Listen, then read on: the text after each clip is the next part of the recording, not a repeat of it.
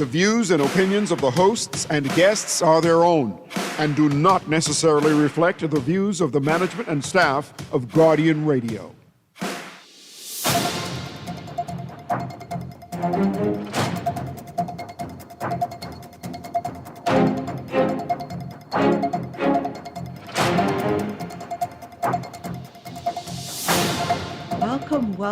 Welcome to today on this wonderful Friday afternoon.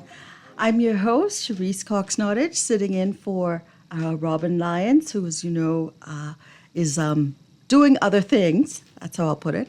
We have a very interesting show today. We are incredibly blessed by two guests that are going to come in, one who is here, who I'll introduce in a moment. But even before that, we have an amazing young woman who's a member of CIWIL, Caribbean Women in Leadership. And you would have heard her before on the radio. She is now physically in a different location. Specifically, she's in Rome. But I've asked her to co-host today with me because, we have to make room and move off the scene, for these younger people. So I've asked her, a wonderful young woman, to come in and co-host, and hopefully she'll be more of a fixture going forward with CIWIL and, of course, with Guardian Radio. Her name is Monita Verence, and I'm going to ask Monita, who's all the way in Italy, to do a brief introduction to herself, and I will fill in the gaps because she's so modest. I know she's not going to tell you all the whole story. So, Monita, can you hear me? I can hear you loud and clear. Hello. How are you? Hello. Please tell the people who you are, who's your people, where you're from, and what are you doing in Italy? This is indeed a pleasure to be here and to be a part of the conversation. As was mentioned, my name is Monita Verence, and I'm a proud civilian. Let me tell you, to be counted amongst these women of leadership and integrity is truly an amazing thing.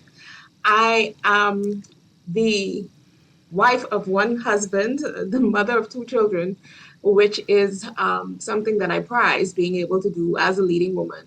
But also, at the moment, I am in Italy pursuing a Master's of Laws in Rule of Law for Development. Say that again. Monita, you're speeding too much. Slow down. Say that again, please. Yes, I am pursuing a Master of Laws in Rome, Italy. Yes. It is in Rule of Law for Development, which is a program that centers around facilitating progressive movement for countries pictured as developing nations to be able to move forward in the world stage. So I am so happy to be here today. Excellent. And not to put you too much on the spot, but could you give us a flavor of what the course covers, Rule of Law in Development? So essentially, it covers being able to assist countries, developing nations with understanding, accessing to finance, strategically creating development programs. Mm-hmm. As you are aware, many countries that need to secure financing from either international donors, the World Bank, things of that nature, there is a skill and an art to doing so. And so this program actually helps to train persons in that art. And so my cohort is one with members from around the world. So, of course, the U.S., Africa, Native Americans, the Ukraine. And so I am counted to be the first Bahamian in the program. Wonderful. And so that was definitely an exciting move. And I'm grateful for the opportunity to be able to represent my country. Wonderful. So, one of the things you left off, Monita, is that you started your professional career as? As a police officer. That's right. That's right. So we do have not just highly skilled, but officers at a high integral level within the force. Yeah. And you started off as a police officer, and then I believe you became qualified in law. Please tell us some more, Monita. Oh man, I feel like I'm being interviewed. I keep wanting to co-host. Yes, that too. But we have to brag about our people, man. Yes, I'm more than grateful.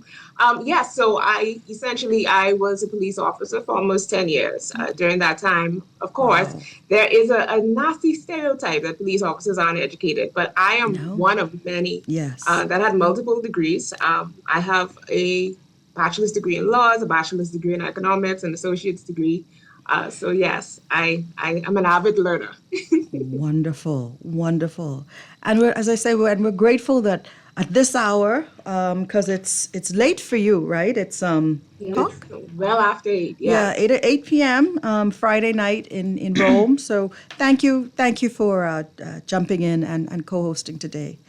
It is more than my pleasure. So in the studio, while we continue this theme of phenomenal women, I have with me someone who, let's just say, to know her is to love her. She is beyond well known in the country, but also internationally. And I speak of no one but the Marisa Mason Smith, who, apart from being a wonderful friend, she's also, of course, head of Zonta International. This district, I think it's the District 11? Yes, District 11. District Area 3. 11. So, and let me explain to everyone what that means. So, of course, Zonta has chapters within the Bahamas, but Zonta, of course, also has chapters internationally in the region and, of course, within the U.S. This amazing, phenomenal woman is the chair of Zonta for this particular region. So that covers not only the Caribbean, but it also covers South Florida. So this amazing woman who is well known for her skills in HR and leadership generally also has coverage and responsibility to oversee chapters in South Florida.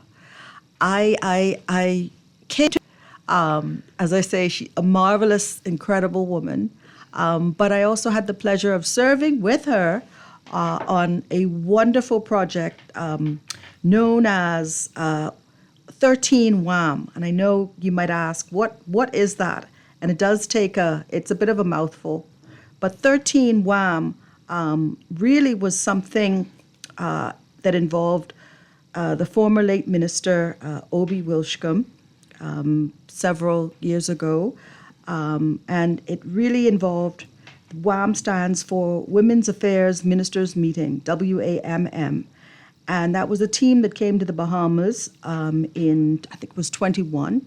And Madam Marisa was one of the persons selected to basically help organize and put together the side meeting for the First Lady. So it was a marvelous experience, very organized, very professionally run. And that's just a bit of her accolades. I won't even begin to talk about her service as an ombudsman at the University of the Bahamas. I believe she was the very first one. And she's always been a trailblazer. And so I'm going to pause right now and say, good afternoon, Marisa.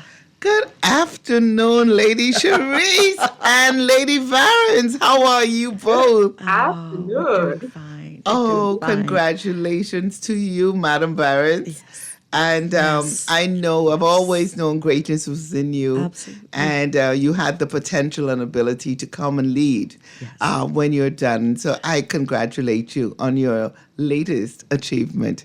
How could I say anything else about congratulating Madam Cherise, who's just stepped into the chair Listen. and is acting as if she's Trying been to- there try- straight trying to all stay- trying to along. stay afloat, trying to stay afloat. So Sewell has produced some of the most incredible and leading women in this country, and I'm so happy to be a civilian as well.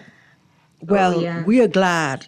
And I am remiss in forgetting that you were one of the founding members of Sewell Bahamas chapter. And thank you for that, Marisa, honestly, because we wouldn't be here if it weren't for amazing women like yourself, Mrs. Paul, and others that we mentioned before. But thank you, and thank you for your ongoing efforts to continue to not just build and encourage women, but to build the country. So, we wanted to talk about leadership since it's so topical these days, right? It never goes out of style. But you know, there's obviously all kinds of leadership, good, bad, and indifferent. It's such an interesting topic and an ongoing topic and something that we can always learn from. We wanted to ask you, because of course one of your many, many hats is you are, of course, an HR specialist. You don't just serve in the role, you're a specialist. You've been through many, many large and critical organizations nationally and internationally. I know you serve and you consult. So we wanted to ask and get your input on leadership. So I'm going to ask you, Marisa, to tell us a bit about how you got into the space that actually led up to your leadership at this level. But tell us about your early beginnings. Encourage us. Well, first of all, I must give thanks to God for wonderful parents. I think that my family has truly been the nucleus and the foundation of where I am today. The support, the love, and the care that has been continuous and to this day. My father, he still thinks I'm 5 years old, and he makes sure that I'm at bed, I'm home, I'm safe, and he takes care of his children, and he has that responsibility to this day. And I think he has also been an outstanding leader in our country in the police force. And I think I've gotten a lot from him. They seem to think that I'm a lot like him. I'm also balanced by my mom. But I think that an integral part of who we are, and in particular as women, I think leadership is an innate quality that we have. And I think that I've had very good examples in my family and in community and from women like you and mentors and coaches in my life, which I think we should never, ever forget that help to refine those leadership qualities and skills that we all need. Because we have leaders and then we have leaders and then we have leaders. Yes. And so it's important then that you find mentors very early in your life who are able to direct you, guide you, and those who have trod the path before to say, this is the way to go. Someone who can identify some of those areas that are for me, I always believe in mentorship and coaching because we cannot do it alone. And so whether that comes from the family, from community, from your school, your teachers, Sabbath school, Sunday school, wherever, it's important that we attach ourselves to good mentors who have trailblazed as well. Wonderful. Do you think an integral part of leadership is appreciating the team? I mean, I know there are some leaders who are excellent sole contributors, but when we're talking about the whole, making that, what's that African proverb? If you want to go fast, go alone.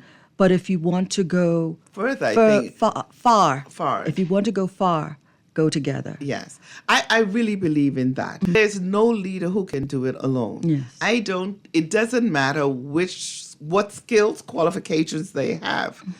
We all need a team, and together everyone achieves more because everyone brings a different dynamic and different skill set that contributes to the overall whole of the mission and achieving the vision as well. So I do believe if you're going to be a good leader, and I believe that you need to identify the strengths of your team and work with the strengths of your team.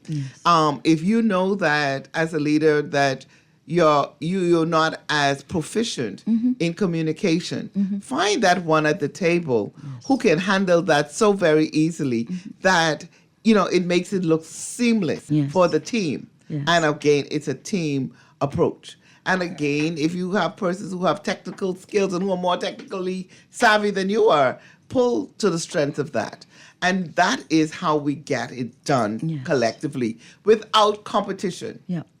Because many times it's said that women compete with each other, but I think that we should be here to complete each other. And that is how I have always functioned. Do you find that characterization, though, about women, the counter would be, they're ambitious, the adjectives for men and men's natural competition are far more positive than women. Women are always characterized or likely to be characterized as catty, which is not to say that there's not such a thing as catty, short-sighted women.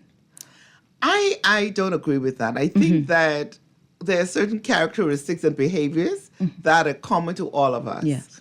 I think Human condition. Yeah. And so I do believe that's why when you're in a leadership role, Yes. you know your strengths, what is it that you're good at, and how do I present myself Yes. so that others can follow. Yes. For women, sometimes we are measured with a greater stick than men, but as women, I think are doing a phenomenal job in this country through leadership. I think that we're doing great work. Yes. We're making great strides.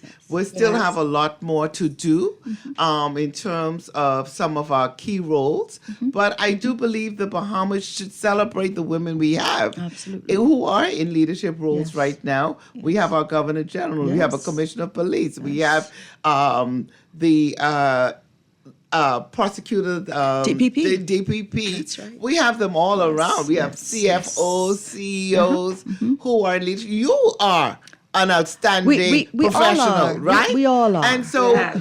we are all in our respective roles. But yes. a leader doesn't necessarily have to be the one sitting in the seat. Amen. It is all of you identifying the qualities of the leader and being a leader in your own respective way. We're leaders in the home. Yes. Yes. And I do believe, though, that for me, I always admire women who have graces and decorum and manners and who speak well and present themselves well and able to bring others alongside them to advance the work of women. Yes. Yes. I know one of the Minnie, did you want to jump in before I? Yes. No, I just definitely I wanted to echo that sentiment, even the one about not having to particularly be in the leadership seat to be a leader. Because even in my coming up, I realized that there was always a level of influence that I was in a room with being sometimes the most junior person. So it is definitely a quality that transcends having a particular title. So I definitely agree. And you know what is important is understanding that you have presence. I think Yes. nothing Yes. like a leader Yeah. who may be present but do not have presence. Yes. And that is something Yes, that's that key. makes a difference. That's key. That's key. Because when you have presence, Yeah. people respect you. Yeah. They understand who you are. They value what you have done, and they respect you Yes. in your respective Yes. place and Yes. seat. Do you think leadership or being in a leadership role has a sell-by date? There's a time that it ends for a particular goal, project, and it's up to the leader to understand and appreciate that and make way for the successors to groom and to ensure that whatever the timeline is, there's somebody ready to jump in and fill the void. Life is a cycle. Our lifetime, our lifespan has a cycle. And so does your career. So does, I think that if you're a leader, you'll always be a leader. Yep. No matter in retirement, whether you're a home, grandmother, whatever role you are. I think a leader is a leader because those qualities are always emerging. Yes. They don't lay stagnant. Yes. So I do believe, though, in succession planning. I do believe that we can do better jobs in succession planning and manpower development. And so from an HR perspective, I think that is an area that we don't do enough of because sometimes we feel intimidated that someone's coming to take your job. It's not your job, it's a position. You see? And I think people need to know and their space because many times people get in the wrong job and do not have the right career. And when you're in the right career, you automatically ascend and you grow and you develop. When it's a job, it's a pay period. You're waiting for payday. You're waiting for this. You're waiting for that. And many times you're uncomfortable in those roles. So it's important that as women and as leaders, and as we get ready to celebrate International Women's Day next week's Saturday, March 8th, under the theme Give to Gain, I do believe that as women, we need to make space for the next generation. Absolutely. And that's through mentorship and coaching. Absolutely. But that has to be an integral part of why you exist. Yes. Not just to take up the Take up space, space. and you know your season is over and all you're doing is being dead wood, blocking up the system and frustrating people. Yeah. So I do believe that you need to know when that season is over. Amen. We have to think beyond just the current role. Of course. You know, we Of have to. course. It should And be lead planned with out. integrity Yes. that others want to take that spot Yes. and that seat. Yes, And of course, always bring someone else along with you. absolutely. Like Miss Yes. Varens, she's always been. Oh, yes. She's been following the Yes. path, Oh, and yes. and we see the results and the Yes. fruit, and we're so Yes. very proud of you, Miss Varens. Very much so. Very I'll, much I'll, so. t- I'll tell you a short story. Zonta actually had a big role to play in this even thought process of being a leader. I'll never forget, I was in high school and there was a high school version of the club. And so they took us to see, and I went to R.M. Bailey's just for some Great, context. yeah, Pacers. Yeah. And so they took us to Government House, and I remember just being so enamored by this because, of course, I was in the city. Like some of this isn't everyone's story, but I grew up really hard in impoverished conditions, and I remember having the opportunity to go into a space like that. Like it helped to shape the way my mind worked. It was like, oh, there is room for women in leadership and in levels of power and influence that I didn't really consider just yet. So it is impactful that women Yeah. see the next generation, look Yeah. back and say, hey, this is a way that you can consider. And so it is a powerful thing. It really does shape the next generation. And you know, this is one of Zonta's goals is to advance the status of women and girls. And so we have our clubs in the schools where we're able to try to emulate and to have these young girls to emulate us. And we go in and we mentor and we coach them and guide them so that they can also advance to becoming full Zontians when they finish their tertiary studies. This is wonderful. Both of you, I love this train of thought, but we have someone on the line. We'll take the call. Please go right ahead. Hello, could you hear us? Welcome to Guardian Hey, Today. good evening. How you doing? Well, thank I don't know when you. I came on from the producer, but I'm listening to you people. Afternoon, Sparky. Hi. Good Hello. afternoon. Good afternoon. How you doing, my friend? We're doing well. Please, Let what me do you tell have you to say? something. I always say this. I'm 74 years old. I've been through all these ups and I know when radio talk shows started. Before all these talk show hosts and all these, they used to call us chronic callers. Now I call them addicted callers now. Yeah. Now we know in talk show, especially Guardian, they have some addicted callers. They call every talk show. They know everything. Why don't they run for the House of Assembly? Well, I tell you what, Since Sparky. they know how to straighten the country out. Sparky, I tell you what, we're going to put you down, and you know what? You might want to throw it out and ask people to come up with but your I'm $400. asking this question. We just celebrated the Bahamian Day 242. Yes. My mind is twitching so much. We talk so much about how we love the Bahamas. Mm-hmm. We vote for the UBP, the FNM, the PLD, the COI, the DNA. We keep voting all of our friends who went to school with us and everything. And once they go to that House Assembly, they hold that Holy Bible. And they said they was telling me, I live in Garden Hills. Hello? Yeah, Sparky. Mm-hmm. I live in Garden Hills. Mario Bowleg said he's going down to Bay Street to represent me. I watched, he said, I swear my allegiance to the King of England. So, Sparky, you know, we're trying to talk about leadership broadly. And I don't know if you have anything in wrapping up that you want to say specifically about that. Oh, yes. Now, you know he's coming around here soon, right? Okay. All right, Sparky, but thank you for calling. Thank you. So, yeah, so Marissa, we were saying, leader know thyself. Yeah. You know, does every leader have a sell date? What are their plans for themselves? What is their next move? You know, so that they don't keep sitting in the seat and blocking. I think every person needs a roadmap. I think we need to know exactly what are our goals and what do we want to achieve. And when you self-actualize and you feel that you have achieved, I think bring someone else along. And this is why I do believe in volunteerism and persons giving back to community Yes. through whatever service organization. It allows you to touch the grassroots. It allows you to touch other people.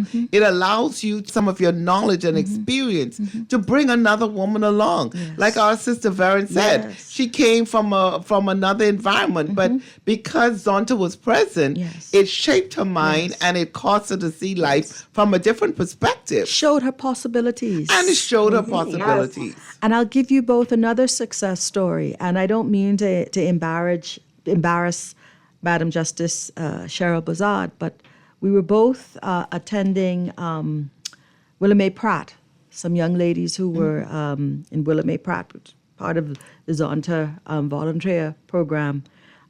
Every other week, really just go in to, speak and encourage the young ladies that were there. There was one particular lovely young lady. You stayed in the corner, acting tough. You'll remember her, Marissa. Her name was Diamond. And after she left Willamette, she reached out to Zonta to let everybody know that, she's now in university in the U.S. That's right. Wow. So, she has really, really turned her life around. And that is why women Yes. in leadership need to reach down up of their time yep. to help another woman. Exactly. I feel that we can do it. And that is just one testimony. Yes. We have seen other women through Zonta who have first-time generation gotten a degree through Zonta scholarships at the University of the Bahamas. And we're proud to say that we invest in women's education. Yes. We are proud of the work we do. We have an endowment at the University of the Bahamas where our fundraising events primarily go to educating, providing opportunities for women between the ages of 35 and above Yes. who cannot go full time Yes. and who have missed the opportunity probably earlier due to life challenges. But the opportunities are there. And so I do believe that you need to reach out and network with other women and for its organizations to get down Yes. and achieve its mission and objectives. It is And so ours needed. is to advance the status of women in education, politics, religion, and you just name the professions. And so I'm grateful that you're Zonta, I am. all Proudly, Zontans, proudly, yes. And so we work hard together Yes. to help advance the status of women and build leadership and qualities of leadership in our women. Sewell is excellent as well, has done a tremendous job in doing this work. And so we're grateful to be partners. Absolutely. Absolutely. And partnership is it. It's all about collaboration. Yes. You can't do it on your own as well. I was wondering, do we have another call? Please, go right ahead. Put it through. Hi.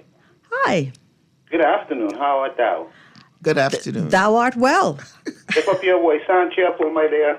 How are you? I'm very well. Good Yeah, to you sound good. I'm in the next one. But I want to say especially good afternoon to all your listeners. Especially good afternoon to the one. Marissa, you have a fan. Well, thank you so much. I want to say especially good afternoon to Sparky, who's listening. Yes. Ever faithful. I wanted to say something about leadership, but let me just ask this question before I drop that.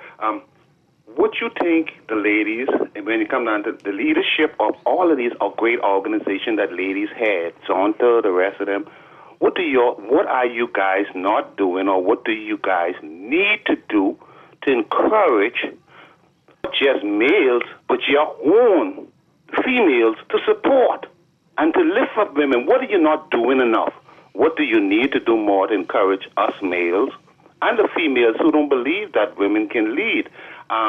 I hear the lady said when she first started, she's sitting in for Miss Lyons. I agree with you. She will be back there to host that show right after the next general election. God spare life. Y'all keep up the good work. I'll hang up and listen for your response. But man, you can't throw a rock and then run like that. You're not gonna engage. Yeah. Anyway. Tell us but you know what? We, as women organizations and leaders, we love our men. Yes, we do. We are not against our men. And wherever we can get our men involved, we do invite them to join hands with us. Absolutely. This is not about just being women. No. We are believing that our men are very important in our roles, in our lives, and in our country. And I do think that we are seeing an increase in women leadership politically, as well as you're seeing it in corporate Bahamas and in the public service. So I think that we're doing a lot through public awareness, through education, and public relations. We've been doing a pretty good job, and I think that we're seeing an increase in women leadership. I mean, and as a result of the work we've done, we have 7 strong women in our parliament today. Yes. And so we're grateful for what they have done, and we're looking to increase that number. Absolutely. You know, one constituency in particular, Kalani, it seemed like it's certainly 3 women, a Yes, 3-woman that's race, right, and I think 3-woman one race. independent male. But I mean, it's women are showing the leadership that they've been trained for. This isn't about tokenism. This is about women who have paid the price, who have qualified, and who are rightly by merit at the fore. So And women lead differently. Women lead with more empathy. Women tend to be more collaborative. They have a stronger sense of emotional intelligence. And I'm not saying that they're perfect, but it's innate. We are very discerning in leadership. And these are innate qualities that came from the Father above. Amen. Yes. Amen. And I believe I'm being signaled to take a break. So we'll be right back in a few minutes with Guardian Radio today. Won't be afraid. Won't catch me running. You're ruling the way that I move. You take my hand. You show me how deep love can be.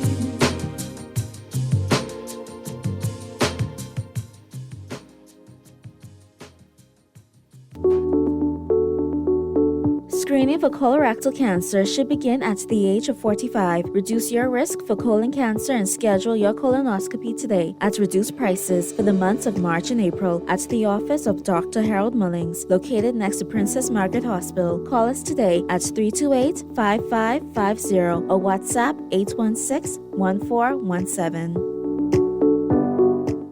City of Miami Gardens presents JITG Music Fest. Janae Aiko, Ludacris, Ashanti, Nelly, Glorilla, LMA, Maya, Joe, D-Nice and Friends, featuring WV, Donnell Jones, Case, Sunshine Anderson, and Kenny Burns, Isley Brothers, El DeBarge, Stephanie Mills, and so many more. March 7th and 8th, Hard Rock Stadium. Tickets and info at jazzinthegardens.com. Jazzinthegardens.com. Wait, you know what going down tomorrow? Nobody, what happening? Joe bringing these knives to school. He could do Junior in. For what? But he fooled with Joe girl. Mother sick. And you know, John, you don't back down for nothing. So that means you got a big fight tomorrow. So whose side you want? Side? I trying to stay in school, not Simpson Pen. We gotta tell somebody about this fight. Tell somebody. I ain't no snitch. I mean cool, you know. Wait, if you so cool, then you need to stay in school and stay out of the fight. Yeah, but if I don't hang on Joe's side, him and these boys coming for me next. All right, so we definitely gotta tell somebody. We gotta prevent the fight. What I say, I don't want nobody call me snitch. We could just call Crime Stoppers. You could report what you know, and nobody gotta know it's you. So how did I boy? All you gotta do is call them, or you text them through the Crack Crime Bahamas app, and know it's you. Then the police come looking for me for more info, and when they finish with them, Joe them coming looking for me? When you call Crime Stoppers, the calls go directly to Miami, and they don't ask nothing about you. Then you can get the pen from them, and you can claim a reward later using that same pen. Plus, everything's scrambled, so nobody can read what you're saying. Call 328-8477 from Nassau or 242-300-8477 from the Family Islands. This is Guardian Radio 96.9 FM. Fresh news, smart talk, all day.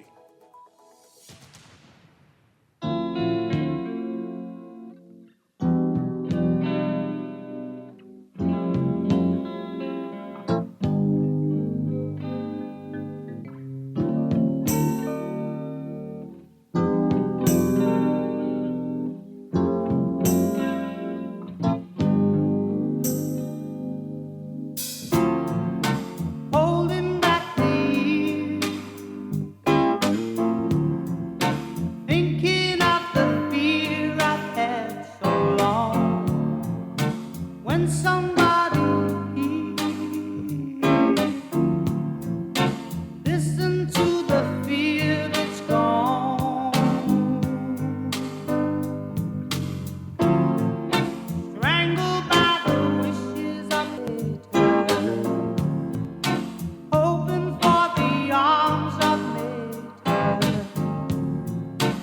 get to me the sooner or later.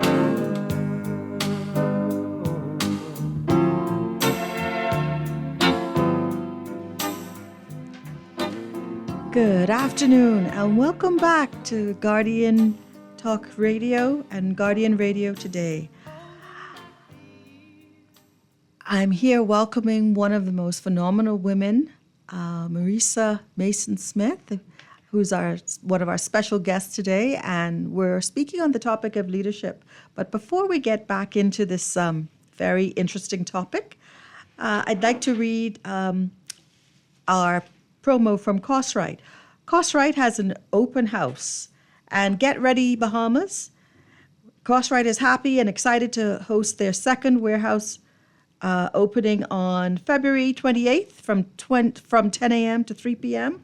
at the Peach Street Montrose Avenue warehouse inside the former Milo Butler warehouse. If you're not a member, no issue. Sign up or renew for just $5 for 1 month and start enjoying exclusive savings. The Cosrite team will be ready to help you shop. And there's, of course, Cosrite Online, which will show how fast and easy the order pickup process is and introduce you to new products. You can enjoy samples and receive a complimentary goodie bag while supplies last. So stop by, shop the warehouse online, and pick up and discover why more Bahamians are choosing Cosrite Nassau to buy in bulk for their business and family. Visit CosriteNassau.com and stay one click away from the best deals. See you guys Saturday from 10 to 3 p.m. at Cosrite Peach Street Warehouse. Thank you. Great. So we're back with the marvelous Manita Varence, who's joining us all the way from Rome tonight. It's almost 9 p.m., but she's co-hosting, and we're so grateful for that. Yes, here and strong. Yes. What's the temperature in Rome, by the way, Manita? Oh, my goodness. I am just defrosting now. It was atrocious for the first few weeks. I'm not going to lie. As being an island girl, I wasn't acclimated. But it's warming up now. We're in the 60s now, so I'm a happy camper. Oh, okay. So nice. Spring is coming. Spring is coming. Yes, finally. Nice, nice. Great. And as I said, we're here with the amazing Marisa Mason-Smith, and I will turn it over to Manita to ask the next question. Oh, did I lose you, Manita? I'm sorry. I should have given you the heads up on that. But anyway, so I'll jump in. Oh, yeah, I'm here. So sorry. Okay, no problem. Yeah, so just, I guess, for more clarity, I know we talked a lot about leadership in general, and we've talked about some of the amazing things that Zonta has done, but just refresh our memory. How did you become involved with Zonta? Because I feel as though you are synonymous with Zonta at this point. Mm-hmm. So I want to open the door for that. Well, thank you so much. You know, I have always had a heart and passion for women and girls. And in my church, I've always led a group called Rosebuds, a group of young girls, 11, which did a lot on etiquette and the graces of women and young girls and all that. But I've also led the women's ministries, and I've always been involved. And then when I came home from England, I was introduced to Zonta through a sponsor, Mrs. Gibbs, Cynthia Gibbs, who was the permanent secretary in the public service. And she said, I think that Zonta will be right for you. And I said, okay. I came out, and the rest is history. And I appreciated and understood, and the vision and mission was really in alignment with my personal goals and agenda, because outside of your professional career, you always need to be giving back. And so for me, the rest has been history. I've served president 3 times, and I have always been involved in various committees and, of course, leading special projects. And in particular, when I joined Zonta, the advocacy committee was one that was kind of nobody wanted to touch kind of thing. And I said, you know what, when I read all of what was included in our mandate based on the SDG goals, based on what governments have signed, successive governments have signed. I said, well, this is part of Zonta's mandate, and hence I went in as an advocate.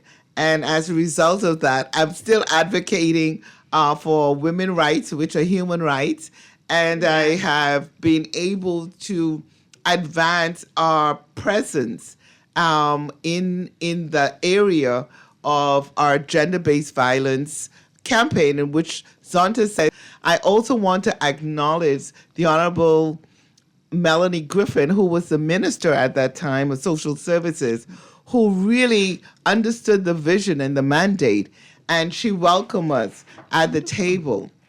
And then shortly after that, I became chair of the National Women's Advisory Council to the minister and successive ministers, and I still serve on that council.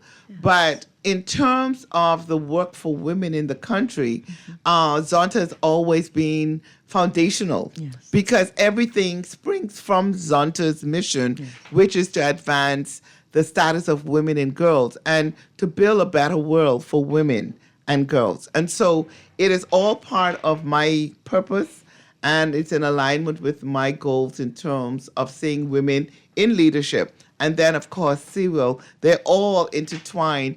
And so we're one happy family in advancing the status of women and girls in our country. And so Zonta's work is vast. We have clubs all over the world.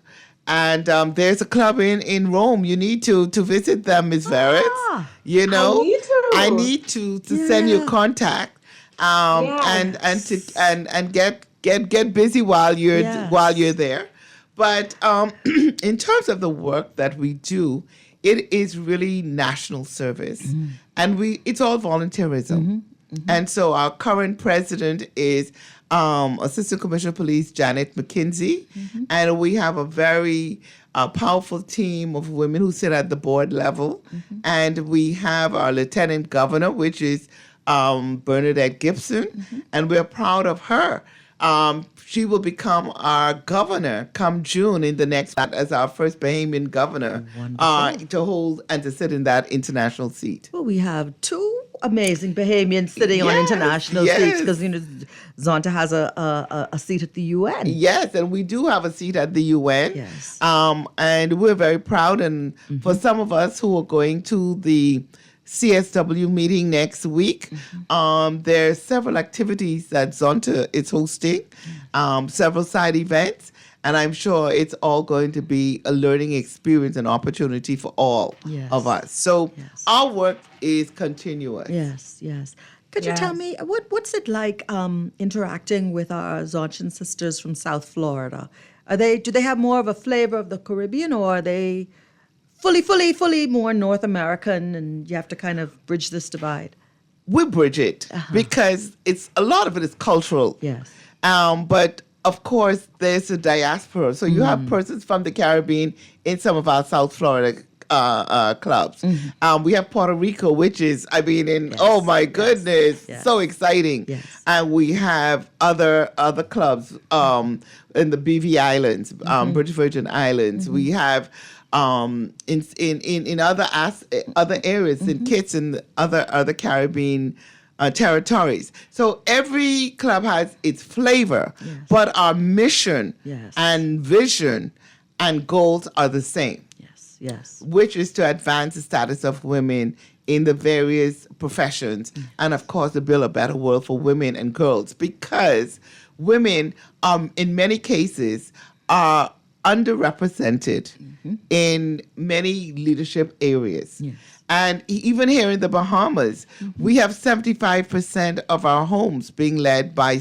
So we have a lot of education and training to do to help women become empowered and to develop themselves and to be to make greater impact wherever they sit or wherever they are in the seat of influence. Yes, it was wonderful. So I'm going to ask you about your professional life, Marissa, in that leadership sphere. So professionally, as an HR professional, what are some of the most memorable or I could say impactful moments that you could think of? You know, that being an HR professional has been one of my most proudest areas of my career. And it's all about people development. Yes. And to see people grow and develop and to become successful, and being able to encourage persons that they don't have to stay where they have started. So that has been always an encouraging part of it. And I am so proud of even some of my immediate team that worked with me in HR. Many of them are CEOs and now leading. We were at BPL, we were offered the package, we were able to move on, and all of these persons are doing great work. They have been a tremendous team to me. Yes. And I keep saying that wherever I am and wherever I have the opportunity to recommend or to work with them again, I will do so. Yes. And I think we have been able to, like the Word of God says, iron sharpened iron. And so I would say to see the growth and development of people has been one of my happiest and proudest moments. And to see persons who felt that they couldn't do it, went back to school, upgraded themselves, and now hobbies and all of that. And so when I look back, I would say people growth and development, and to see them making positive contributions in our country, throughout the country. That's typically, how do I say, modest of you. And I would expect you to say that. But I'll also say, for the record, I believe the current CEO has publicly stated your involvement in her growth and development. So, real testament when people reach a peak and can say it is because of the input of this particular woman who has helped me, guided me when I felt I couldn't even do it. She encouraged me and spurred me along. So it kudos. is very humbling. It's very humbling because I see each person with potential. I treat each person, no matter their status, I think they all have value. Yes. And everybody wants to be respected. Yes. And everybody wants to feel important. And I feel that it takes leaders to embrace all people and to sharpen their skills and to create an atmosphere and an environment for them. And you know, and I always do not despise the days of small beginnings. Do not despise people at all. Because who you least expect may rise to the top and be the one to sign your NIB check or to approve your forms or whatever, to be that bank manager. You will be surprised to know what influence you may have had in that person's life that they can move on.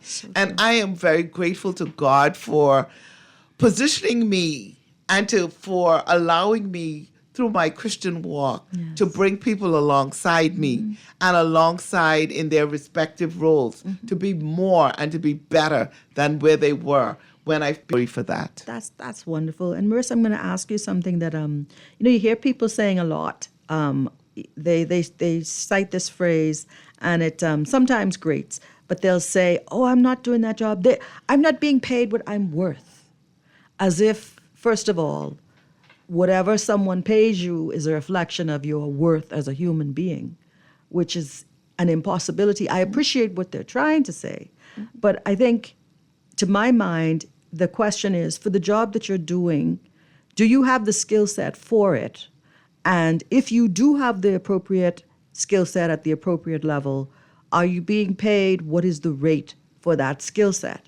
So there's no point in taking a degree in archaeology or something for a job that doesn't require that degree, but yet you want somebody to pay you for that degree. And you wrap that all up and say, oh, how much I paid for my education. This salary doesn't reflect that. But I think the reality is we're not encouraged to think in a wider way. So do you have any thoughts on that? You know what? I would like a show on HR, just exclusively to talk about this. Yes. Because when we talk about career development and we talk about planning, and I think students need to tools, and again through participating in extracurricular activities, your teachers and your associates are able to see your strengths. Now, I know that many times people look at the money, and money is good, and money answers many things, but it doesn't always bring fulfillment in the long run. I've always said money is a 90-day motivator. After you've gotten that salary, then what?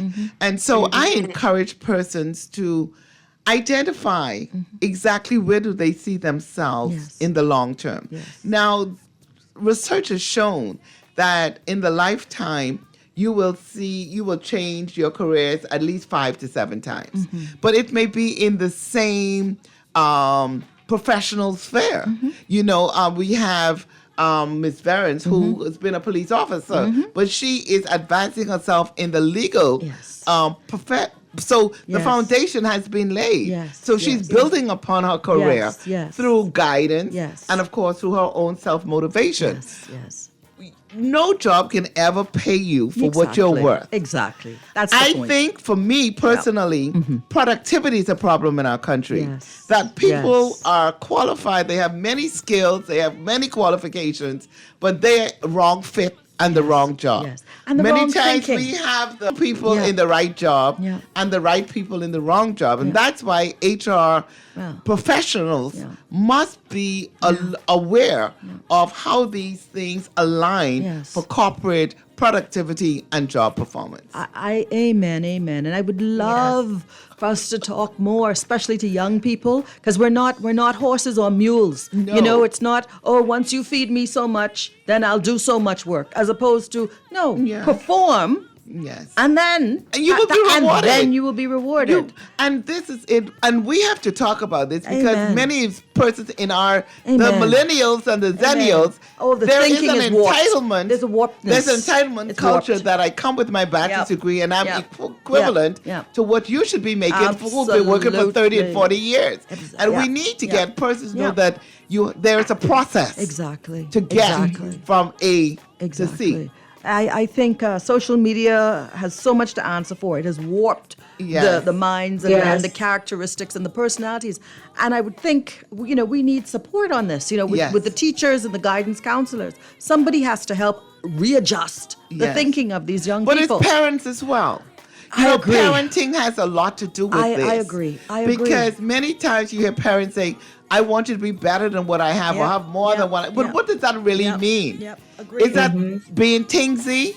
Is that mean being better as a citizen in the country?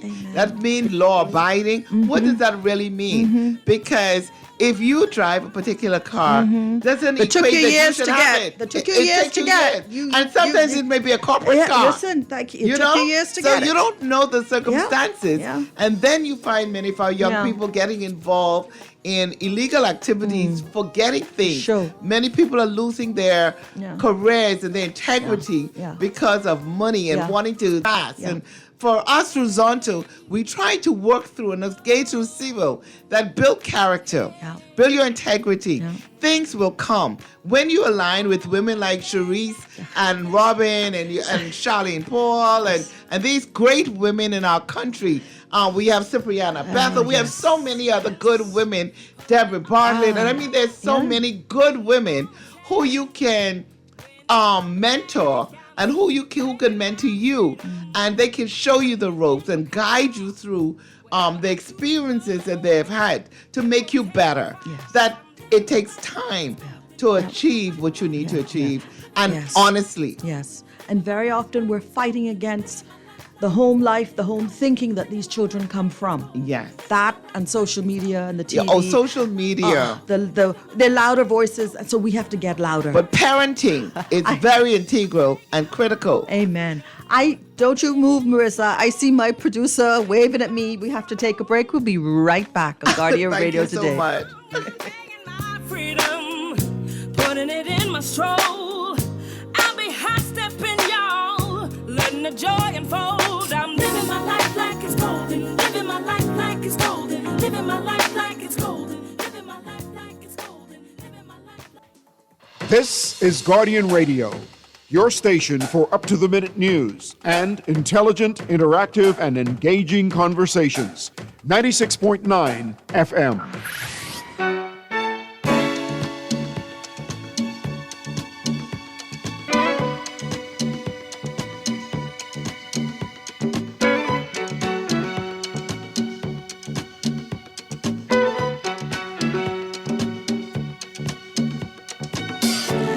never find, as long as you live, someone who loves you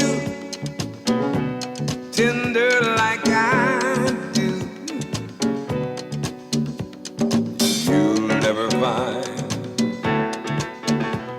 no matter where you search, someone who cares about you the way I do. Oh, I'm not bragging on myself, baby, but I'm the one who loves you, and there's no one else, no one else. You'll never find, it'll take the end of all time, someone to understand you like I do. You'll never find the rhythm, the rhyme, all the magic we shared, just us two. Oh, I'm not trying to make you stay, baby, but I know somehow, someday, some way you're gonna miss my loving. You're gonna miss my loving. You're gonna miss my loving. When it's cold outside, you're gonna miss my loving. You're gonna miss my love.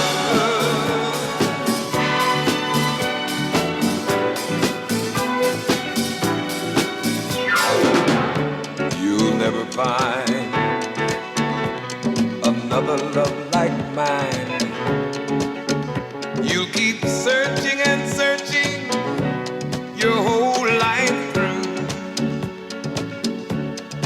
Oh, I don't wish you no bad luck, baby, but there's no ifs and buts, or maybe you're gonna miss my loving.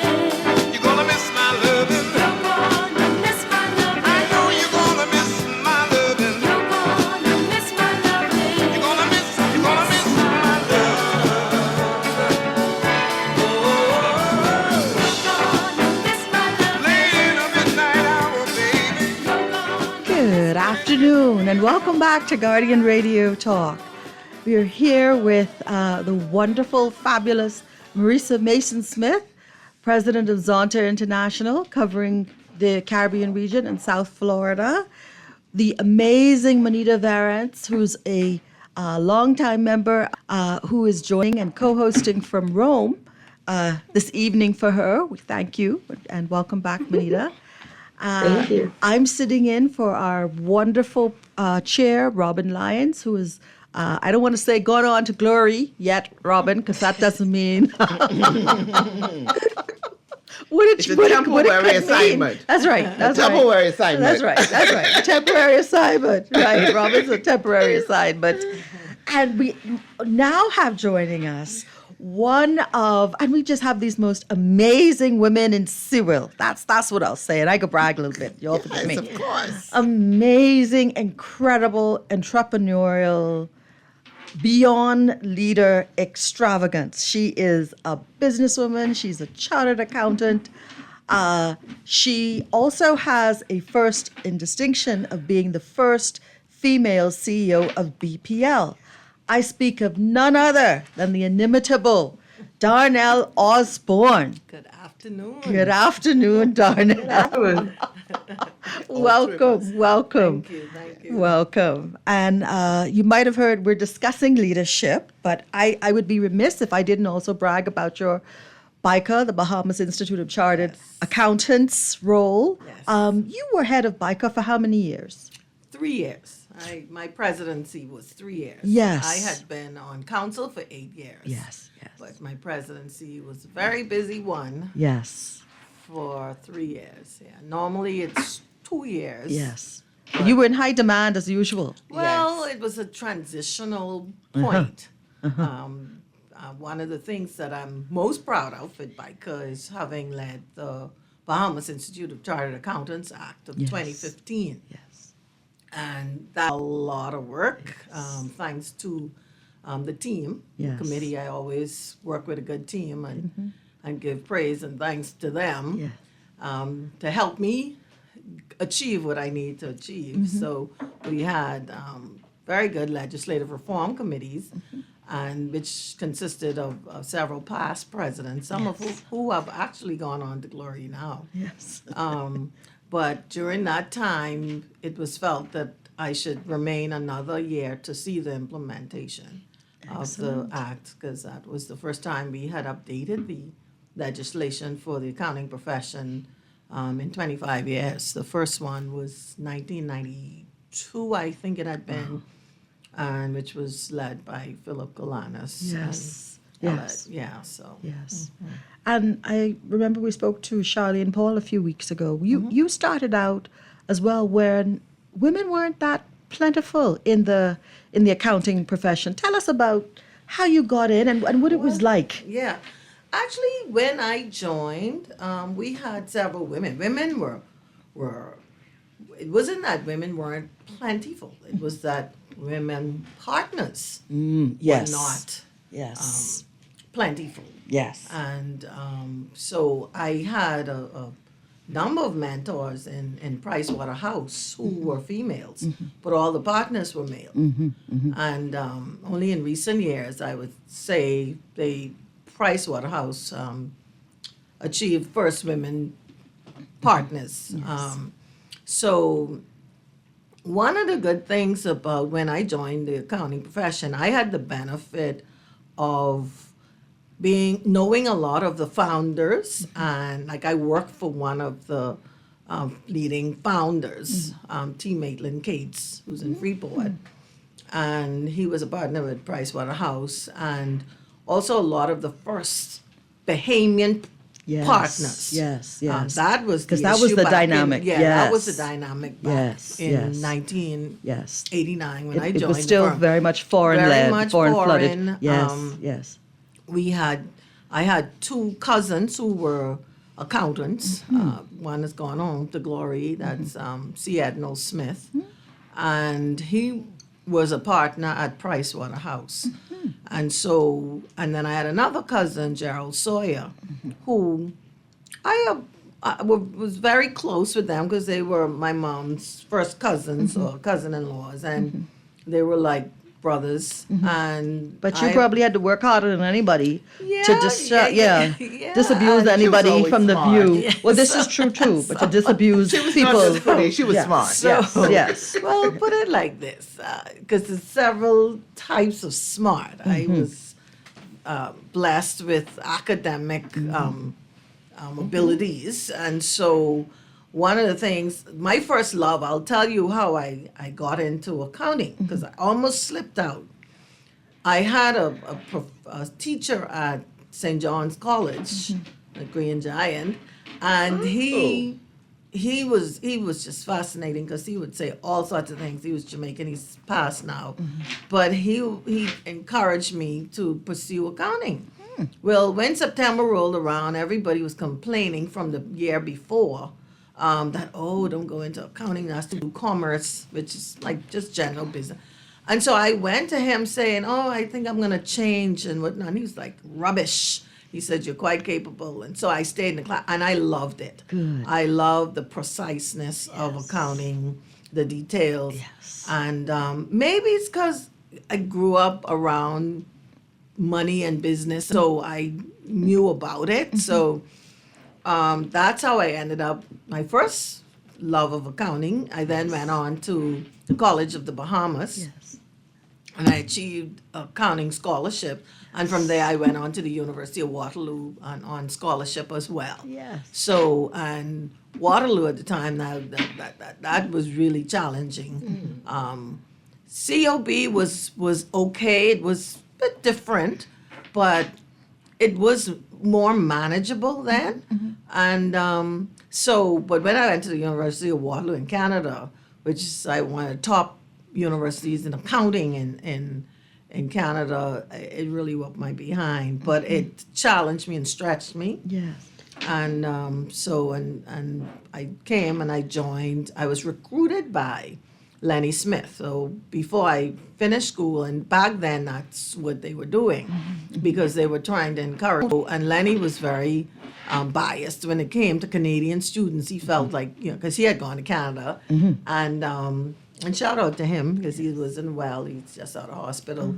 And he recruited a number of us. Yes. And so I was recruited and joined Pricewaterhouse in September '89. Spent about 3 or 4 years. I passed my CPA May 1990. So I got through those fine. And that really is how I got into the accounting profession. While at COB, I had a part-time job, and it was with Jeffrey Bennaby. He's now passed. God rest his soul, too. And that gave me my first knowledge or inkling of what BICA was, because he was, very active at the time in the Bahamas Institute of Chartered Accountants. We'd always have these luncheon meetings, and I would see them go off to the luncheon meetings. Sometimes he'd invite us, and I just became very intrigued. I knew about the institute, and he used to have us doing work for the institute, because back then those guys were doing a lot of work out of their own firms and pockets. Yes. So that was how I became enveloped into the accounting profession. Excellent. And with your leadership of BICA, I mean, like I say, it became legendary. People, found out and knew and appreciated what you were doing, and how you led the profession forward. I think that was very much embraced. And, I appreciate you're also multi-talented in the sense of you have several businesses, including your consultancy. Yes. So please tell us a bit about all of your. Well, I spent about let's go back to where my love is and how I pivoted to entrepreneurship. My love, at Pricewaterhouse, one of the beauties the beautiful thing about working for a public accounting firm is that you get to work on several different types of clients. And so I had an opportunity to work on insurance companies, investment companies, funds, that sort of thing. I realized that I really enjoyed the investment funds and management. So when I left... so just stick a pin, just because, I'm conscious that there are children in the car, and I just want to make the point. So from your general accounting awareness, you became exposed to different types of businesses, different types of business models. So I just want to make that point. So you came in with a very important point because, accounting is just the base. I always say that. I don't even feel I'm still an accountant, but what I do more on a day-to-day basis is not accounting, but I understand accounting. I understand financial statements very well, and it helps me around the boardroom table, whatnot. So, the base is accounting, and my first love. But for children, I hear this with a lot of the younger accountants. Oh, I'm not making, as soon as they pass, I'm not making enough money. Let me move. And I'm like, and Marissa was I was listening in the car, and she was just talking about that because they want to make money fast, okay? But one of the things, when you take your time and you learn and you expose yourself to, many things, then you realize what you love.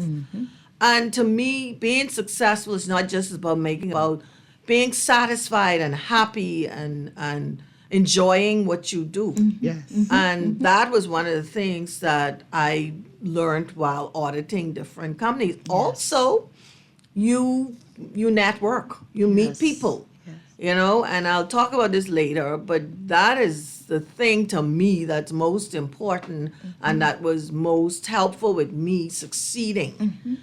Is the relationships. And I meet people now, I see their faces, and it's like, I know you from when you came to audit and whatever. And I'm like, oh, yeah, right? So that is what I did in Pricewaterhouse. And I've got the other part of your question, but you had said my beginning with Just trying to appreciate the foundation of a good solid degree, because you Yes. know people don't feel they need to know anything now, No, right? you They have could to just know. press the button in Instagram life. Yes. But having a solid degree and one like with accounting that would allow you to go and to see so much business. Sorry, Mercer, go ahead. I just want to add to that question how important it is for parents to appreciate the quality of education at the University of the Bahamas. Oh, yes. I think it's foundational, and I think it's important that parents understand the academic acumen too of their children, because many times children feel like they graduate from high school, they should automatically go off to university when they really haven't even demonstrated what it means that they've a career path.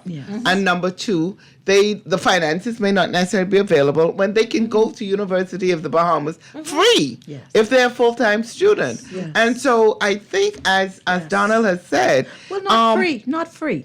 The country has decided. Absolutely. So absolutely. It doesn't cost them directly, but absolutely. we are absolutely. investing in them. Absolutely. Yes. And I think we need to value that. Yes. Because right now you're seeing so many international students wanting to come to the Bahamas to go to the university. And I think that we should not negate the value and the benefits of education locally and at the University of the Bahamas. And even I remember when my daughter graduated from QC, there was a whole group of them believing that they automatically was going off to school. And you know, you have these institutions come and recruit, and I'm going to give you this scholarship and that scholarship. I said to her, as bright as she was, as capable as she was, I said, listen, I am not able to afford at this time. You have 4 scholarships now at the College of the Bahamas, and you're going to take advantage of those. Right. At that time, it wasn't free. But I say this to say that parents need to know their financial obligations and what they're able to do, because I'm sure, as Donald said, you see a lot of parents having to bring their children home. Their children have not declared a major. They don't know what they want to do, but they feel like because it's available, they should go. And you get these scholarships, and halfway in between, you can't qualify to maintain them. Yes, or the school is an education mill. Solid education is so important. Yes. And I applaud everyone. And I mean, we've seen the benefits of a UB student. I will add to that. I echo those sentiments, and I had all this discussion with my children, and the thing about it is they're like, oh, are they going to UB? And I'm like, listen, and I will tell you from my work with BICA, one of the other things that I'm most proud of with BICA, not just the legend, had reestablished or reignited the student at UB. And I will tell you this, we have some of the best accounting students now coming out of UB's program. Absolutely. Yeah, they're Absolutely. passing the CPA Absolutely. better and in some cases more, I guess, faster than some of these other universities. And in particular, when you look at the U.S., you know, you have Canada isn't as bad because they have a more uniformed university system. But in the U.S., you could go to a really low-rated school, and it's cheap. It might be your parents might afford it, but you're not getting the quality of education. Education mill. They just want your money. In addition to that, too, I believe that when you go to COB, the Bahamas, you're more connected to your nation, to the country. You're able to see how you can come back and make a contribution. Yes, that is true. Yes. Because quite a number of us, and I forgot that, I had been awarded the COB Yes. alumni. Too. Yes, I got right. that. Because, you know, and a lot of people who are at the top of the nation, not just politicians, but it's business people who quietly make contributions I believe in the you community. were there. I believe for sure it was Shivago Lang. Yes. I believe also Yes. Michael Pintard. Yes. You I know, went to school yes. with, I'm probably the only one who didn't go into frontline politics, by the way. So far.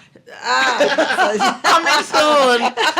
We're preparing her. We're preparing her to take that role. Shivago Lang was with me, Michael Pintard, Yes. Reynard Rigby, Yes. Darren Cash, That's all right, of us. that's And we right. were in Cobus, which Yes. also is That's another right. good organization that comes out of the Man, university. Cobus tore up the town, if I Senators. remember. Yes, we were correct. That's senators. correct. Yes. And it taught So- you leadership skills. Yes. It taught you how did. to work Oh, with, yes. with diverse It did. groups. Yes. Exactly. And you probably one of the few females in that Yes. group. Very And You we're know what not I mean? surprised to see Yes. all of you where you are because That's of the it. Cobus beginning. Yeah. Yes. And you know, Excellent. one of the things people don't, like the young people nowadays, and I preach this over and over to my kids. You know, you have the utmost thing that's important to me in being successful too is your relationships with people. Yes. And Absolutely. your ability, not to use people No, or anything, but if I need something, or sometimes the kids say, "Oh, mommy, I need X, Y, Z." Who you know, here. I could stop. Well, plus Yeah. I come from Yeah. a big Johnson family, so I have about 50 first cousins, so I could think about who I know on that side, and then I have a smaller side on my mom's side, but also the University of the Bahamas, or COB back then. I could think of several people who I could call or say, you know, how do you guide them this way? Yeah. So Absolutely. the university there, I can't express how proud I am as an alumnus of COB. Oh, yes. And I had no choice because at the time my parents were divorced. My mom couldn't afford to send me to university, and so I had to go there. It wasn't even, you know, and most of us you in made that, your mark. yeah. You made your and the mark. thing is, you just do. To me, whenever life gives you lemons, you make lemonades. That's my Absolutely. thing. And when Amen. you get knocked down, that's how I live my life, and I continue to try to encourage those behind me to do the same. Absolutely. But it's funny that you asked me about BICA, because just before this, just coming here, I got a note from the new president of BICA, who is another female. So I was very happy to see her rise to that position. Very And she good. seemed, Tanisha Haldane, and she seems to be off to a very good start. I see her reaching back to UB Yes. and engaging the youth, because believe it or not, we still have a shortage of accountants in the Bahamas, but not just in the Bahamas, worldwide. Yes, yes. Many of us have retired Yes, early. I am guilty of that from the accounting profession, but I'm off into something else. Exactly. But I paid my dues. I've been there 30 years, right? yes. And it sometimes takes a toll on your mental state, because it's a lot of hard work and Intense. very intense. And you know, because your daughter is an Yeah, accountant, that's right. and the younger ones, they work them to the bone because you don't have enough accountants. So you know, it provided such a good Yes. foundation. Yes. you Yes. know, Almost anything that's thrown at you now Yeah. is not too hard. No, No. no, and I'll figure it out. Exactly. Yeah. Okay, and you In know, the trenches, you know what it's like. And you know, it also, well, one of the things I admire about Darnell as well, and even women in leadership, is having those analytical and critical thinking Yes. skills. Yes. Something that is needed in women leadership. So Yes. true. So You know, true. So true. It's not just the technical, the degrees and all of that, but all having those sharp skills and being Absolutely. able to be a decisive Yeah. and decision maker. As chairman, executive chairman, when you were executive chairman at BPL, $800 million in interim financing to support upgrades in national transmission and distribution system. So quite clearly, you were skilled and proficient and knew how to run your board. yes. Yeah, we did that. I had a great finance team, and we were able to negotiate there again because of skills and relationships. And they had been trying for several years to get this financing in, but couldn't. And we were able to do that. BPL is just a spot in my life and career. Yes. You know, I enjoyed it as it started. And it came to pass. And it came to pass Yes. because, you know, one of the things, and I make no apologies for it because I listen to Marissa. And see, one of the things that I hold very dear to my heart is integrity and character. Yes. And, you know, I am never going to compromise that for anyone. Whether it be for political reasons, whatever. Maybe that's why I'm not in frontline politics to this day. And hey, that's maybe why I get fired sometimes. But hey, that is life and that is me. Anyone who seeks me out knows the values I hold dear to my heart, and I live by that. I mean, I come from very strong families. I always tell my children, I said, you know, when they used to mourn and groan and you know, in the school and this one being mean and this thing and that. I'm like, look here, you have so many, I could show you all the family. You could sell family. Somewhere in there, you're going to find some good friends, okay? And so you don't worry about people around you or whatever. And I can stand alone and be quite comfortable once, believe that I'm standing for what is right.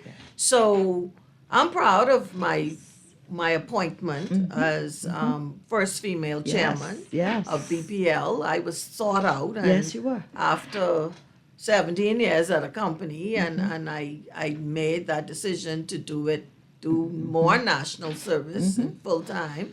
It didn't work out, but hey, I pivoted to something else. It caused me. When the government sent me home in 2018, I had just lost my beloved mother. Yes. And anyone who knows me knows how close we were and how, as the only girl, and how dear she was, but still is to my heart. And so that was a very, very trying time for me. I won't underestimate that. But what it did was cause me to sit back. I had a lot of time to reflect. Believe it or not, for the first time from when I could think about it, I had time on my hand. Wow. Because I had always been busy, always very active from COB days, COBUS, all these other stuff, Pricewaterhouse. And for the first time, then I got married, had the children. Then my mom got sick, so she was 13 years in dialysis. And so I took care of her and sorted that. I was always very busy, going. First time in my life I could sit back. And of course, like, I'll say this, like my therapist would say, she said, you're not one that sit back and cry. She said, you're one of them that cry with fighting. And I guess when I thought about it, I'm like, okay, yeah, let's see how you do. But I leaned on my faith, and I'm a woman of faith. I come from two very strong, faithful families. As you know, my father's family is Johnson. My dad is Joseph Johnson. He was a hotelier, one of the first black executive marketing and sales. And my mother was Sybil Toot from the Eugene Toot clan and St. Agnes. So we grew up going to church. I went to church sometimes twice a day on Sundays because if I wanted to go with my cousins and hang at Prophecy, Church of God Prophecy, then I went to Mass first with my mommy. So I grew up going to church, but I'm a person who have very strong, quiet faith. I don't wear it on my sleeve. But that trying time, made me just sometimes, even if I tell people, when you're going through these things, if you got to go back to bed, go back to bed. If you got to cry, cry. But you got to back up and you pray and you praise. Resilience. When you're a resilient person and you have that faith, nothing could stop you. Nothing. So the only thing is you got lessons learned. That's all. Lessons learned. Yeah, you got to prove never God. failed. Yes. You were able to build your faith, strengthen yours, and you recalibrate it to higher and to greater. Yes. I tell people when they see Goliath show up, no, God is there. Yeah. You can't lose. No, I strongly the fight believe is that. fixed. So by definition, He is there. God is there and He's able, because I just prayed, I praised, and I got through it. Yeah. And I still, from a professional point of view, needed to make a point. Yes. In fighting. Yeah, of course. Of you course. know, No, you work too hard for your reputation, Exactly, dear. you know, and for somebody to be so frivolous about it, and to treat you Exactly. as if you were a frivolous woman. Exactly. Lipstick, makeup, Jesus. secure, whatever it was. And you know, it just goes to show too, though. They can be a bit more creative, right? Exactly. Say Say something more serious. Honestly. Right? But what it goes to show too is the shallowness of sometimes the males in politics But they thought, too. and they thought it would stick. They thought they could Exact- but throw you it on see- you, and that you were there to take it. Yeah, no, and that you had no choice. No. See, that is exactly. And I told someone this the other day. I said, you know, I don't have no. I don't. You can't shame me. See, because you didn't say all kinds of things about me, and it didn't stick. See, because one of the things that taught me too. Was that your character matters? That would speak and before your you. relationships That would speak before you. Exactly, Yeah. because what I found too with that, even before I even knew what was being said, because I had built a long relationship with reporters and with the biker, and I think God just puts me in these spots just.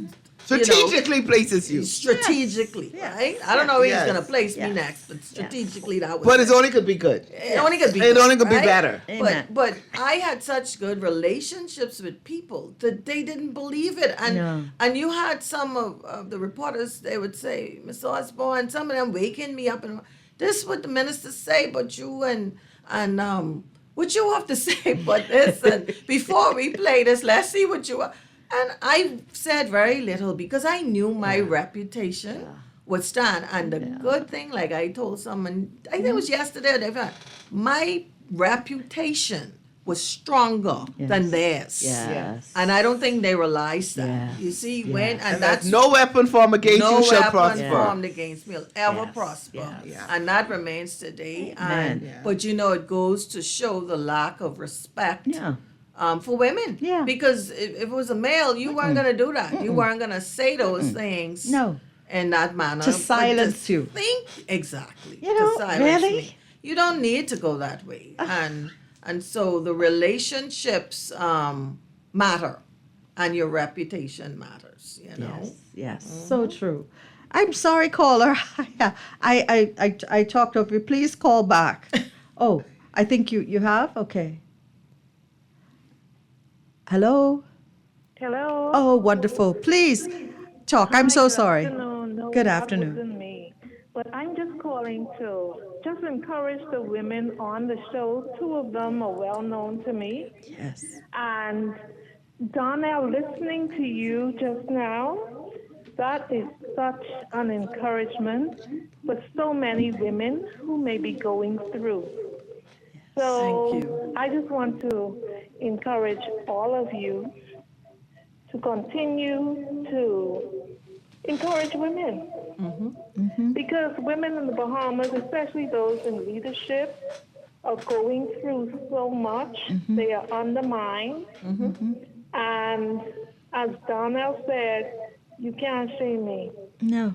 Keep your head up. So, Marisa, and to the rest of the panel, let's continue to lift up our women in the Bahamas. This panel is so good this afternoon. Oh, well, thank you. Thank you so much. And you're doing a great job as well as a leader in your respective organization. And we're better together. Yes. Yes. And that's it. We're not in a competition. We're here to complete each other. And iron sharpens iron. So let's just continue to network and support each other in our respective areas of influence. Absolutely. Yes. Thank you so much for calling. Yes. Okay. Thank you. Do we have another call? Oh, okay. Please put it through. Good afternoon, and Guardian Radio how today. you doing? Doing well, thank you. How are you? Okay, well, good. Yeah, on a previous issue,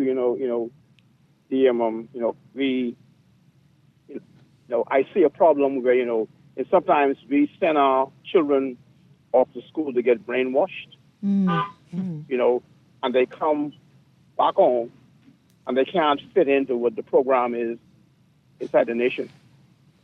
You know, now, I'm not recommending, they spend a year or two in UB, and then they go off, after they made their minds up in terms, but I think, we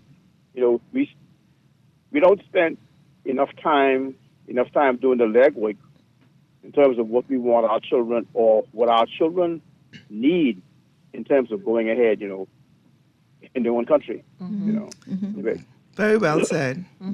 Very well said. And I really support what you've said, sir.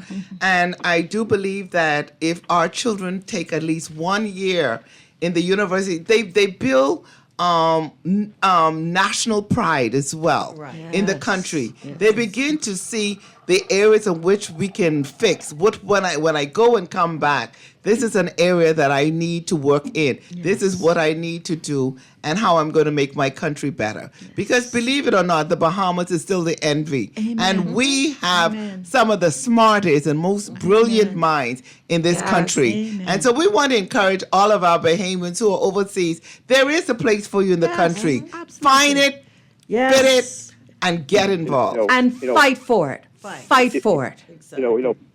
Our CPA is here, right? Yes. They seem to be. They are at the next level because I think because they have they are in a place that has like an international platform, and they're exposed to much more systems. Businesses, the variations of businesses. Yes. That's it. And it's home. Yes. This is still home. No matter where you are, this is still home. Yes. And even though you said something about persons going overseas and being brainwashed, I think sometimes it's to get the international exposure to understand how you can come back and make a difference in your country. Because it's still better in the Bahamas, and it's there to make our Bahamas still the leading in the Caribbean and in the world. Amen. One of the things that, you made a comment about the brainwashing, but yes, I support the going to UBCOB, but I'll tell you this, that, I think parents need to still go back to parenting. Yes. Okay? Yes, absolutely. And the church needs to go back. Yes. To being an example and training up morally, ethically, setting a standard. Yes. Okay, because I'll tell you this very, very briefly, and my kid's not gonna like what I have to say, but hey, they both went to international schools, okay? But even though they went to such liberal schools, they went to liberal Canada, where they call, you have to accept everybody as they are. But I always laugh and say, because my son came back home and he said, I really can't take all that liberalism. And I was kind of pleasantly surprised because I said, obviously, it paid off what we trained them on another level. So you can't really blame, because there are benefits to going off to school. Similarly, my daughter says, boy, this place is crazy, so on time to come home at some point, because home is home, and you have to build that by building good communities. And building the communities, meaning the parents, the church, every place. Don't, one of the things that the priest said last week, and I remarked at it, he said, back in the day, you didn't need the Ministry of Social Services because the church, the neighbors, all this. Family, you have to go back to that. Because example. That's the problem. We have too many people who are not examples. And you said something that is so important. Parents have to be the parents. You don't have to be friends with your children. The Word of God says to train up your child in the way he should go. Train up a child. And when he is old, he will not depart. So no matter where they go in the world, they will come back to that home training, that respect that you have established at home. Yes, that is so important. And bring the positive things from the international exposure, because there are good things. Like, for me, the international, you go and you see things, you see professions that you didn't know back in the day existed because it was limited in the Bahamas. Most people were just doctor, accountant, lawyers. But there is a good part of that international exposure, and it's important because it also, and I said this to someone the other day who, I hope they didn't get offended, but anyway, I don't know. I just speak truth. But I was saying, as it relates and why I'm so proud of the accounting profession, is that we have international standards. We don't have any local standards. Our BICA Act is patterned after international standards. When I took over the presidency, we had been working and then we got suspended from the international body. You know why? Because we did not adhere to certain standards at the time because the legislation was outdated. So they were saying, and the two things that stick out to me was the discipline. They were saying, well, with a body of 500, y'all haven't disciplined anybody. Why haven't you disciplined somebody? It has to be whatever. Then we also, the deficiency in the legislation at that time too, that as the council, the leaders, the body, the directors, we couldn't initiate discipline on our members. So we had to wait for somebody to report them, do them, which they said was counterproductive because you're in a small society, but you know who works here, there's children, you don't want to report them just like that. But it forces, when you have the international standards, it forces you to lift yourself up to that standard and take the good parts of what is the international standard. And to be accountable. Yes. To show that even amongst ourselves, we're right. accountable. And part of the problem, I think, I'll say this and probably get some calls later, with the legal profession here. All right. Okay? Is that they only adhere to their own local whatever. They don't have not that I'm aware of. And so sometimes it slips because they don't have the fair. And that was one of the reasons I had to fight for my professional reputation, is because when I'm in Jamaica attending a Caribbean, I sat on the Caribbean board as well. But I had the president of the American Institute of Certified Public Accountant pull me over and she said, "Donna, what is going on?" She said, "What is this they're trying to, you have to fight." Okay? Exactly. And so because as an accountant, we could, if I would, and I have a license out of Georgia State Board, I could be jailed for the kind of things you're talking about with makeup and nonsense. Okay? So that helped me, and I push BICA and I promote BICA.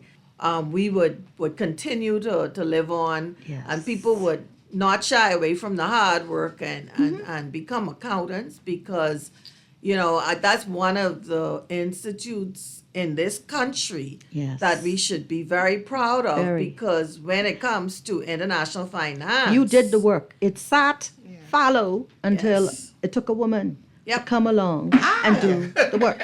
Thank you. Let's just be Women straight hate about that. differently. Women. But there are two things I Great wanted job. to say. One from what the caller was saying. Sometimes you'd hear these young children and not so young kids saying this comment, "Oh, the Bahamas is not a real place." I always say that is a demonic statement, right? Yes. That comes from a place that wants you to devalue what you already have. A lack of knowing. And wants you to go in somebody's big country to be a little small guppy in their big pond. And meanwhile, you leave all of this for people to work all their lives and millionaires and billionaires to come and take your tanks. Don't allow it to happen. And the other thing, continuing on from your comment, Darnell, about why having a broad exposure, an international exposure, and knowing things is so important is, I recall Henry Louis Gates in one of his PBS, when they used to have PBS on TV anyway, I'll leave that for now, on his show, Black in America, did a special on the Haitian Revolution.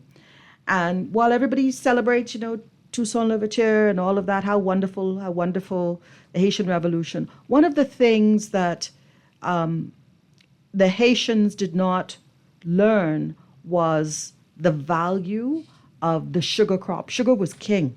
Haiti, Saint Domingue was most valuable crop, right? That's why Haiti was so wealthy. But the revolutionaries, the ordinary slaves did not realize it. They just saw it as something to be hated because of the treatment that they went through to produce it. But my point is, at the time of revolution, when they overthrew the French, they destroyed all of the equipment, everything that was used to build these, in today's money, billion-dollar crops. How different would Haiti be today if they had not burned those machinery and equipment and had taken it over themselves and put in place a new form of governance that properly served the people, right? So you need people to go ahead and see what's there, see what's available, to be able to properly make sure you as a country aren't taken advantage of when you take over the reins of government. So, yeah, I know we have some more questions for you, Manita. Hey, I'm here. I'm Please. just enamored by all the wisdom in the room. Please ask Darnell your next question, please. Well, I definitely, I'm just so appreciative to hear wisdom speak in terms of what you have experienced. What advice would you give to current and future students, young professionals on the way forward? You've talked so much about the need for exposure, but also appreciating what you have. Like, what would be an ideal career trajectory in your estimation? Well, nowadays, I would say for the young people, you have to embrace technology. And I'm guilty because I have young people who I could ask or whatever, but it's just like everything is technology. It's a new language. Yeah. Yeah. Innovation and entrepreneurship, because you don't just satisfy at first for having a job. Yeah. You have to have, I'm a firm believer that you have to have various different streams of income. And had I not believed in that, I would have been up the creek because I had to pivot into something else. I had side retail businesses. Shout out to Dairy Queen. Yes. And but then I had to, I also then decided, even though I had that, so I had to fall back on that a bit when I was sent home. But I also had the option, like, what else am I never sit, and maybe I have a bit of ADHD, but I never sit down. My brain is always going, and I say, what next can I do? And I then pivoted into forming my own consultancy firm because, and thanks to very good friends and supporters who said, you don't realize how many contacts you have, what you can do, and how people respect you, blah, blah, and we should do this. And I was like, and then I went off into women's empowerment seminars since the COVID came and I was home, and I also that's when I started Citadel Consultants Limited, which provides financial services, business consulting, some accounting. So, I would advise the young people to embrace the technology, try to be innovative. Think about in your travels what might work here. Not everything will work here because culturally, it's different. You also have a different price point here. People may not want to spend, $100. They may only have $10. So think about all that. Be innovative and try and do as one source of income something entrepreneurial. Excellent. I see we have a caller. No, okay. Christoph is signaling that I go to a break. And 4. Okay. He's telling me to wrap up. All right. What a joy. Marisa, thank you. Thank you for coming. Thank you for being your awesome self. Thank you. It's been a pleasure. It's been an honor to share. Yes. To help encourage the next woman and to encourage our community. Absolutely. That greatness is in the Bahamas. It is. And look up, let's support each other, encourage each other, find the strength, take the courage to learn from another woman. Amen. Darnell? Oh, Oh, well, I echo those sentiments. I would like to leave with this bit of advice to young ladies. Your character matters. Your relationship matters. Build those things as you go start, even in primary school, high school, and those are the things, like my grandmother used to say, and my mother, manners and respect will take you round the world. Amen. Much further than your education. So, and I think that's something that the young people need to remember. So true. That your manners and respect will take you very far. So true. So true. Thank you. Manita. Thank you. Manita, all the way in Rome. Yes, definitely. I am always thrilled to be able to listen to wisdom, and that is one thing I'd like to encourage every leading young woman as you are growing and learning your place in this leadership environment. Be teachable, be humble, submit to wisdom, and let the Lord guide you in the way forward and how you should ascend to leadership. Thank you for that. This has been Guardian Radio today. This is Cherise Cox-Nottage sitting in for the wonderful Robin Lyons, who's gone on to great things. And I've been really blessed to have the company of Darnell Osborne, extraordinaire, entrepreneur, businesswoman, so many things. And of course, the wonderful Marisa Mason-Smith, Zonta International chair, Zonta president many, many times. And of course, my amazing Sewell sister as well, Darnell and Marissa Sewell as well, and Manita. And we all thank you. Thank you for listening in. Thank you. Thank Bye-bye. you for inviting me. Have a good weekend. All that I'm